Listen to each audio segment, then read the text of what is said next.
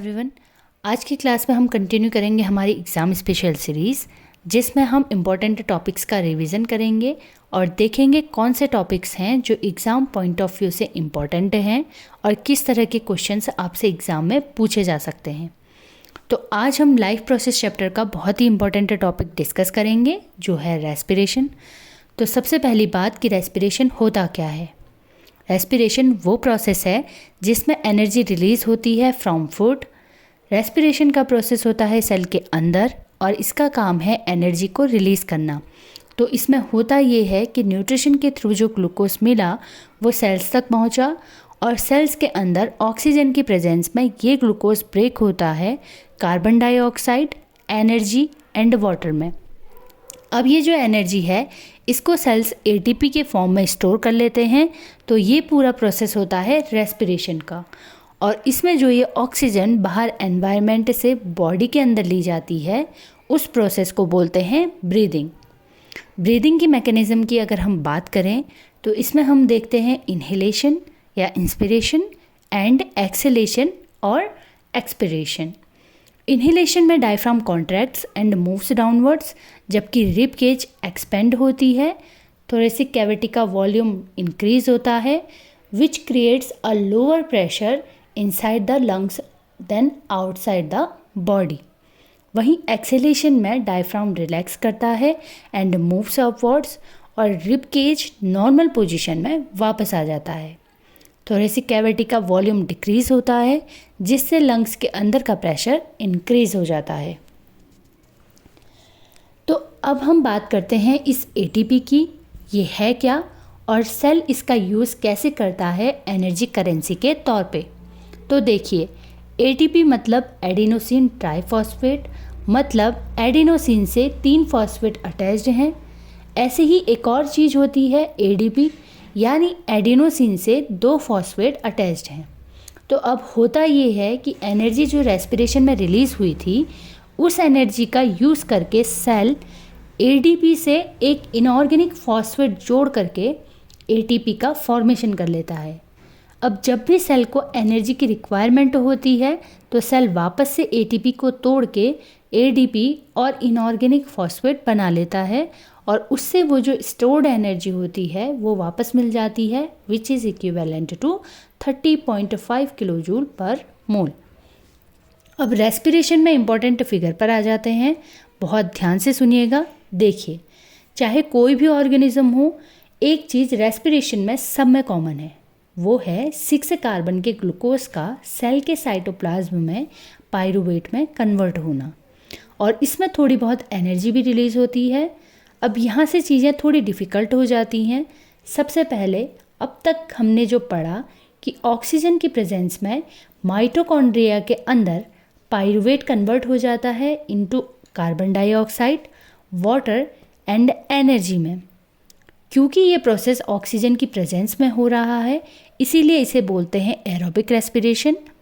इसी तरह रेस्पिरेशन का प्रोसेस कभी कभी एब्सेंस ऑफ ऑक्सीजन में भी होता है, जिसे बोलते हैं एनएरोबिक रेस्पिरेशन।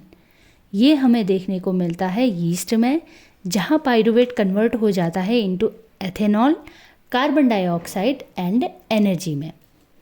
अब देखिए, हम अगर एरोबिक रेस्पिरेशन कर रहे हैं तो बेटर ही है, क्योंकि हमारी बॉडी में इतने सारे सेल्स हैं तो ज़्यादा एनर्जी की रिक्वायरमेंट है। तो एरोबिक रेस्पिरेशन में ज़्यादा एनर्जी रिलीज़ होती है, अराउंड 38 एटीपी। लेकिन यीस्ट में जो एनारोबिक रेस्पिरेशन हो रहा है उसमें केवल 2 मॉलिक्यूल ऑफ एटीपी बनते हैं। तो एनारोबिक रेस्पिरेशन से कम एनर्जी मिलती है as compare to aerobic respiration. तो क्या हमारी बॉडी में केवल एरोबिक रेस्पिरेशन ही हो रहा है? नहीं, कभी कभी during lack of oxygen muscle cells में, फॉर एग्जांपल हम भाग रहे हैं तो बहुत सारी एनर्जी यूटिलाइज हो रही है, तो इस हिसाब से मसल्स के सेल्स को ऑक्सीजन सप्लाई नहीं हो पा रही है। तो उस केस में मसल सेल्स को मजबूरी में लैक ऑफ ऑक्सीजन में एनाएरोबिक रेस्पिरेशन परफॉर्म करना पड़ता है, और तब पाइरूवेट कन्वर्ट हो जाता है into 3 carbon molecule called as lactic acid and energy. यहाँ भी एनाएरोबिक रेस्पिरेशन हो रहा है, तो 2 ही मॉलिक्यूल बनेंगे एटीपी के। अब ये जो लैक्टिक एसिड सिंथेसाइज होता है, this is responsible for muscle cramps. जो भागने के बाद आप लोगों ने फील किया होगा कि पैरों में दर्द हो जाता है, तो यही बात एग्ज़ाम में पूछी जा चुकी है कि when a sportsman runs he gets muscle cramps why. तो वहाँ आप ये इक्वेशन लिख के दिखा सकते हैं कि किस तरह से लैक ऑफ ऑक्सीजन में ग्लूकोज से लैक्टिक एसिड का फॉर्मेशन हो रहा है, और आप बता सकते हैं कि इस लैक्टिक एसिड के मसल में बिल्डअप होने की वजह से मसल क्रैम्प्स फील होते हैं। एक बहुत ही कॉमन क्वेश्चन जो कि एग्ज़ाम में पूछा जा चुका है, write any differences between anaerobic and aerobic respiration. तो जब भी एग्ज़ाम में डिफरेंसेस पूछे जाएं तो आंसर करने का बेस्ट वे है table form. Aerobic respiration oxygen की प्रेजेंस में होता है, वहीं एनाएरोबिक रेस्पिरेशन एब्सेंस ऑफ ऑक्सीजन में होता है। लोकेशन की अगर हम बात करें तो एरोबिक रेस्पिरेशन होता है माइटोकॉन्ड्रिया में, वहीं एनाएरोबिक रेस्पिरेशन होता है साइटोप्लाज्म में। स्टेजेस की अगर हम बात करें तो एरोबिक रेस्पिरेशन में 3 मेन स्टेजेस होती हैं, glycolysis, citric acid cycle which is also termed as Krebs cycle and oxidative phosphorylation। Anaerobic respiration की अगर हम बात करें तो इसमें सिर्फ ग्लाइकोलिसिस होती है which is followed by fermentation such as lactic acid और एल्कोहलिक फर्मेंटेशन। एनर्जी यील्ड या एनर्जी एफिशिएंसी की अगर हम बात करते हैं तो एरोबिक रेस्पिरेशन प्रोड्यूस करता है हाई अमाउंट ऑफ एटीपी को, टिपिकली 36 to 38 एटीपी मॉलिक्यूल पर ग्लूकोज मॉलिक्यूल्स।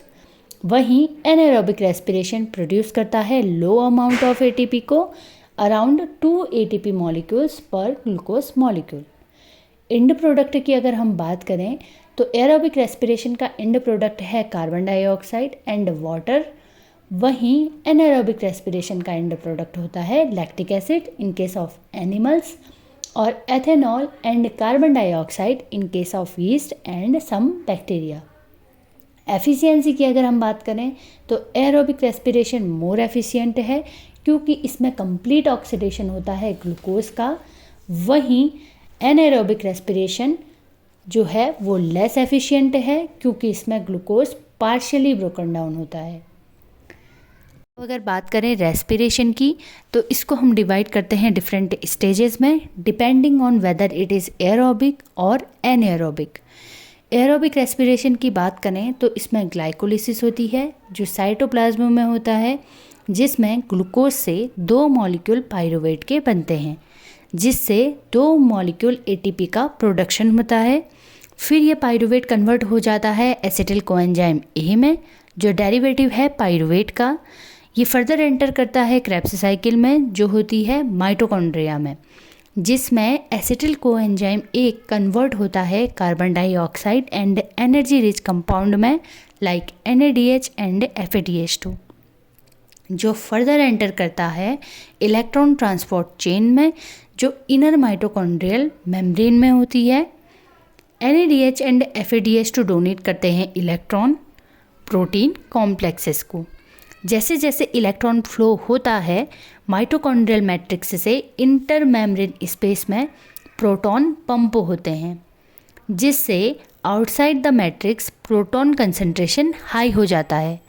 अब ये प्रोटॉन ग्रेडियंट प्रोटॉन्स को मैट्रिक्स में वापस से एटीपी सिंथेस के थ्रू भेजते हैं। ये फ्लो प्रोवाइड करता है एनर्जी जिससे एडीपी एंड इनऑर्गेनिक फॉस्फेट से एटीपी का फॉर्मेशन होता है।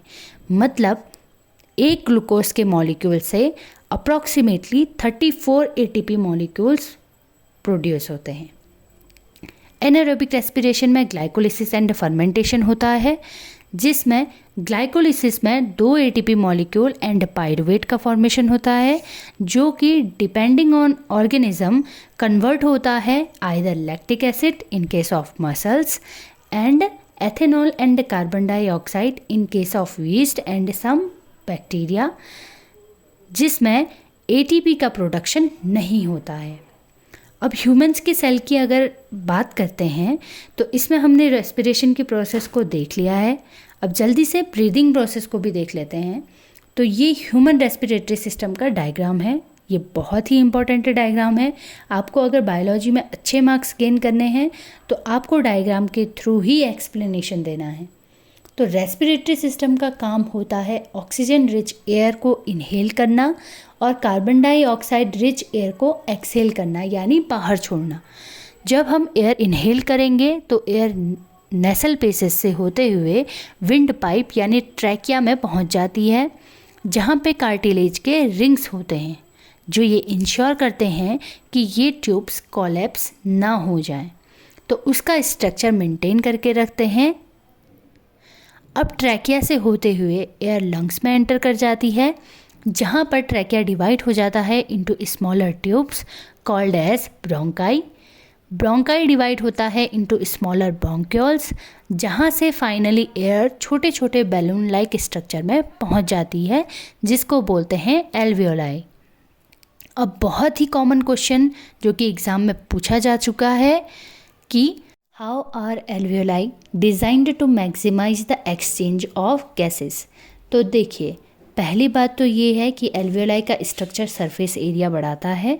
उसके अलावा दूसरी चीज़, एल्वियोलाई के वॉल्स पर बहुत सारे ब्लड वेसल्स होती हैं, जैसा हमने न्यूट्रिशन के टाइम पर विलाई में डिस्कस किया था।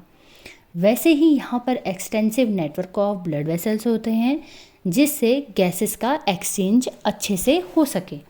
जो ऑक्सीजन एयर में था वो ब्लड को दे दिया जाता है, और ब्लड में आरबीसी के अंदर एक पिगमेंट होता है हीमोग्लोबिन।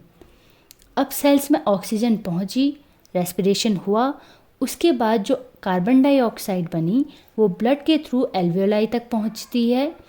कार्बन डाइऑक्साइड को हीमोग्लोबिन की कोई नीड नहीं होती, ये ब्लड में डिज़ोल्व्ड फॉर्म में ही एल्वियोलाई तक पहुंच जाता है, जहां कार्बन डाइऑक्साइड एल्वियोलाई की एयर में वापस रिलीज़ कर दिया जाता है, और finally carbon dioxide rich air को बाहर एक्सहेल कर दिया जाता है। एक और चीज़ जो याद रखने वाली है वो ये है कि जो ये डायफ्राम होता है ये एक शीट ऑफ मसल होती है लंग्स के नीचे, और ये breathing in and breathing out यानी इनहेल एंड एक्सहेल की जो प्रोसेस होती है उसमें हेल्प करती है। अब एक लास्ट टॉपिक बचता है रेस्पिरेशन इन प्लांट्स। प्लांट्स में अलग अलग पार्ट्स गैसेस को एक्सचेंज करते हैं, जैसे कि प्लांट के लीव में स्टोमेटा प्रेजेंट होते हैं, जिसके थ्रू गैसेस एक्सचेंज होती है। अगर प्लांट की स्टेम ग्रीन है तो वहाँ भी स्टोमेटा होते हैं। अगर स्टेम वुडी है तो वुड ब्राउन कलर की होगी, तो उसमें कुछ पोर्स प्रेजेंट होते हैं जिनको हम लेंटिकल्स बोलते हैं, जो कि गैसेस को एक्सचेंज करने में हेल्प करता है। तो बेसिक कहानी प्लांट्स में रेस्पिरेशन की ये है कि दिन में प्लांट्स में फोटोसिंथेसिस होता है और रेस्पिरेशन भी, और रेस्पिरेशन के थ्रू जो कार्बन डाइऑक्साइड बनती है वो फोटोसिंथेसिस के लिए यूज़ कर ली जाती है, और फोटोसिंथेसिस से जो ऑक्सीजन बनती है वो रिलीज़ हो जाती है। तो मेजरली दिन के टाइम प्लांट ऑक्सीजन रिलीज़ करता है, वहीं रात के टाइम फोटोसिंथेसिस नहीं होता बट रेस्पिरेशन रात में भी होता है। तो मेजरली रात में plants carbon dioxide gas release करते हैं। अब हम बात करते हैं रेस्पिरेटरी सिस्टम में होने वाले कुछ डिजीज़ एंड डिसऑर्डर के बारे में। So first one is asthma, जिसमें एयरवेज नैरो हो जाते हैं ड्यू टू इन्फ्लेमेशन, जिसकी वजह से ब्रीदिंग में डिफ़िकल्टी होती है। ब्रोंकाइटिस की अगर हम बात करें तो इसमें ब्रोंकाई में इन्फ्लेमेशन होता है which is usually caused by infection और स्मोकिंग। एम्फाइसीमा की अगर हम बात करें तो इसमें एल्वियोलाई डैमेज होती है, जिसकी वजह से सरफेस एरिया रिड्यूस हो जाता है गैस एक्सचेंज के लिए, ये भी ड्यू टू स्मोकिंग ही होता है। अब अगर हम निमोनिया की बात करें तो इसमें इन्फेक्शन कॉज होता है due to inflammation and fluid accumulation in the alveoli, जिसकी वजह से गैस एक्सचेंज में प्रॉब्लम आ जाती है।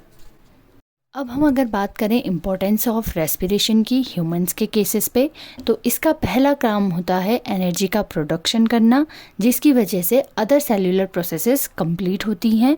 साथ ही साथ इसका काम होता है कार्बन डाइऑक्साइड को बॉडी से रिमूव करना।